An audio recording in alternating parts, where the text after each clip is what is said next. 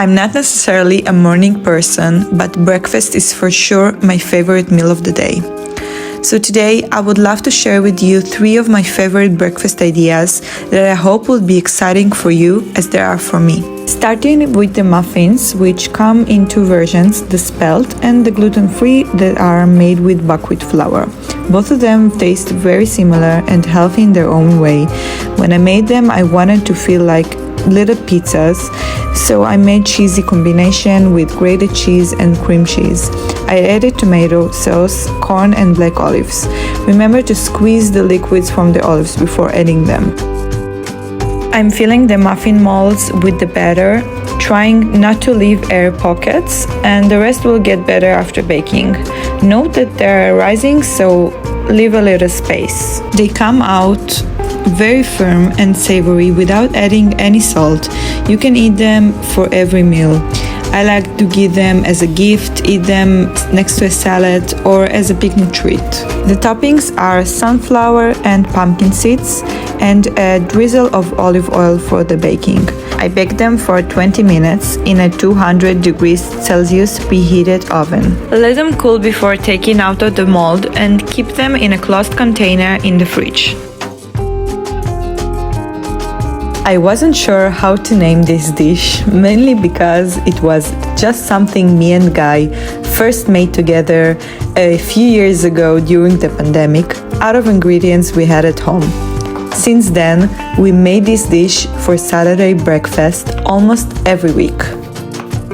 It is a serious comfort food that is also nourishing. You can make changes if you don't have everything, or if you don't like part of the ingredients, you can skip them. The important thing in this recipe is having the softness of the vegetables and the egg substitute.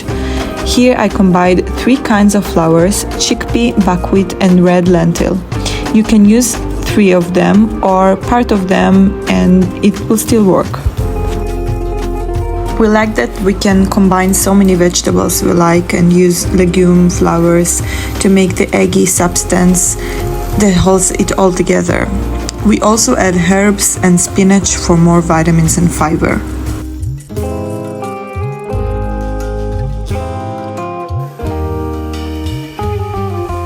I'm frying the vegetables until they're softened enough.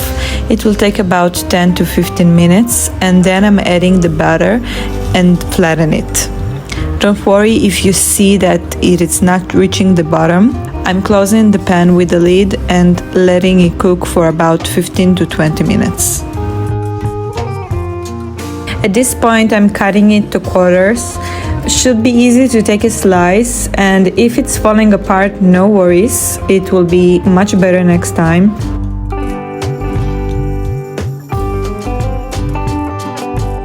You can eat it that way. I like to add some dips with it or wrap it as a burrito, which is so incredibly satisfying and fulfilling for the rest of the day. Originally served with poached eggs, the shakshuka is a flavorful dish that is warming my heart each time I eat it. I usually bake gluten-free challah to go with that, but you can use any other soft bread you have. I let it rise for an hour. As an egg replacement, I blend corn and cashew, adding liquid and spices, and it turns out to be silky and a bit sweet. If you want the eggs to be more solid, you can add more cashew or reduce the corn and water. I like it more liquid. The salt I'm using is Kala Namak, which is an Indian black salt that has sulfur content and gives the vegan eggs their eggy taste. It is best if you have soft tomatoes, similar to a tomato sauce, and the rest of the vegetables will soften within the sauce. This time I decided to add zucchini cubes instead of shredding it, and it turned out to be very good, so you can try them both yourself and let me know what you like better. It's a great time to mention that all of the recipes from this video are written below the subscribe button, and if you got any questions or thoughts for me, you're more than welcome to leave a comment anytime and I would answer as soon as I see them.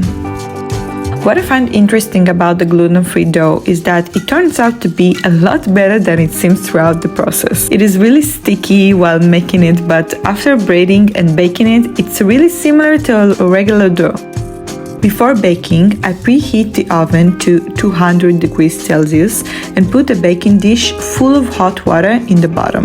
It will help the challah to feel crunchy outside and soft and cloudy inside. You're welcome to braid it the way you desire, but remember to keep it loose so it will feel free to rise while baking. I'm brushing it with plant-based milk and adding sesame seeds, nigella seeds, and dried rosemary on top. I'm frying the zucchini and red bell pepper until I see they're roasted a bit, and then adding the tomatoes. I try to avoid onions and garlic, but you can add them in addition to mushrooms, hot pepper, and other vegetables you love. When you see after about 15 to 20 minutes that there are more liquids and it's more saucy, you can add the greens and herbs you prepared. I had smoked tofu I made the other day, so I added it. Now I make a pocket for each egg and fill it with the egg replacement I made before, leaving a few centimeters between each egg. I close the lid and let it simmer for 10 to 15 minutes. Now look at these beautiful challahs. You won't be able to tell they're gluten-free. I'm adding parsley on top and serve. Thank you so much for watching. If you enjoyed these recipes, please let me know in the comments. Like this video and subscribe to my channel for more healthy and simple plant-based recipes. Until next time.